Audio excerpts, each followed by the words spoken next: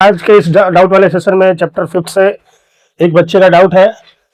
Question screen पर दिख रहा है। If the sum of n 2n and 3n terms of an AP be S1, S2 and S3 respectively, then prove that S3 is equal to 3 times of S2 minus S1।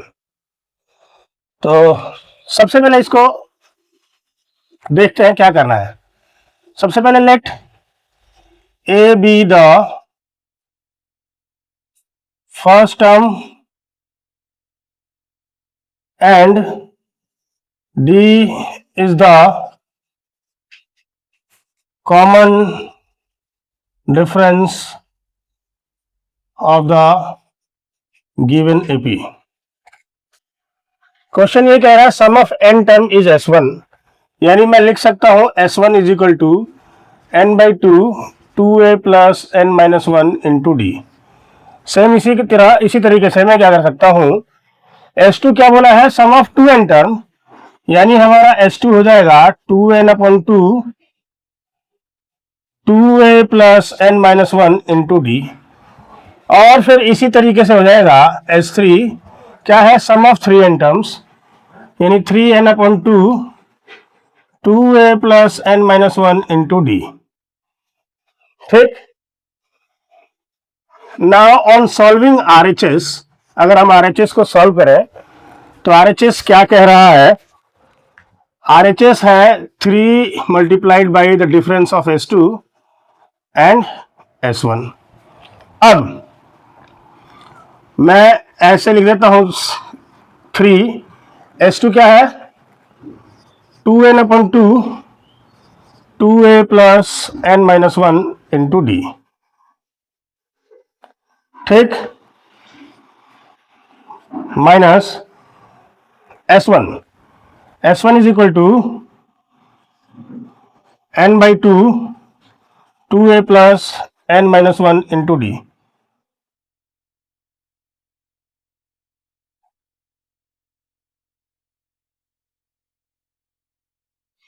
अब मैं इसको थोड़ा solve करूं तो ये कुछ ऐसे हो जाएगा, 2 से 2 cancel, n multiplied by 2a plus, इसको मल्टीप्लाई किया तो n d minus d, d को n से किया तो एन डी माइनस डी।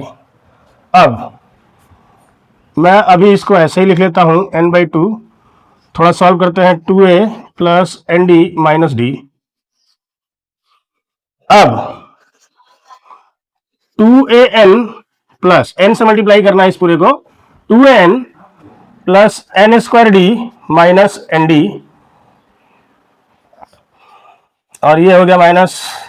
अब मैं इसको मल्टीप्लाई करता हूं n/2 को, 2 से 2 कैंसिल, तो बचा an plus n square d upon 2, इस n/2 से मल्टीप्लाई किया, ये हो गया एन डी अपॉन 2, और ये 3। ऐसे ही अभी करते हैं 2an plus n square d minus n d, और सबका साइन चेंज कर देते हैं क्योंकि माइनस से मल्टीप्लाई हो रहा है सब, तो हो जाएगा an minus n square d upon 2 plus n d upon 2।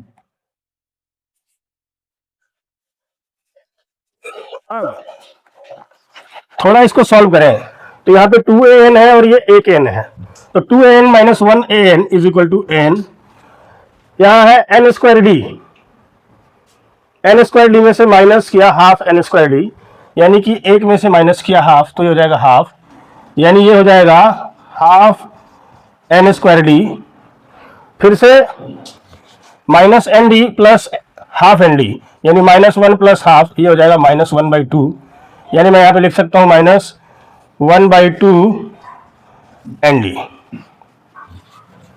अब क्योंकि हमें इसको प्रूफ करना है, इसको S3 के इक्वल में, तो अगर देखा जाए तो लगभग बहुत सारी चीजें आ चुकी हैं, n/2 बाहर लाना है, तो अगर मैं सब में से n कॉमन ले लूं इस पूरे में से, और /2 भी कॉमन ले लूं, यानी कि n/2 कॉमन ले लूं, तो यहां पे क्या होगा, n कॉमन ले लिया है बचा a, और 2 कॉमन लिया है, मतलब इसको मैं 2 से मल्टीप्लाई कर देता हूं 2a, अगर इसको सॉल्व करेंगे तो फिर से ये आ जाएगा n से 2 से 2 कैंसिल, इसलिए मैंने क्या किया है n/2 कैंसिल, n/2 कॉमन ले लिया है, और फिर यहां से n/2 कॉमन ले लिया है, एक n ले लिया है तो बचा एक n और d, फिर से यहां पे n/2 कॉमन ले लिया है तो बचा d। अब इधर करते हैं सॉल्व, वो हो जाएगा 3n/2 और 2a प्लस, दोनों में d कॉमन है तो मैं लिख सकता हूं n-1। अगर मैं थोड़ा इसको और रिफाइन करूं तो मैं इसको ऐसे लिख सकता हूं 2a plus n-1 into D, और ये इक्वल है LHS के। क्यों? क्योंकि LHS यानी H3 क्या था, ये H3 क्या था 3n/2 plus 2a plus n-1 into D. अगर आपको भी कोई डाउट है या फिर कोई क्वेश्चन मुश्किल लगता है तो आप कमेंट कर सकते हैं।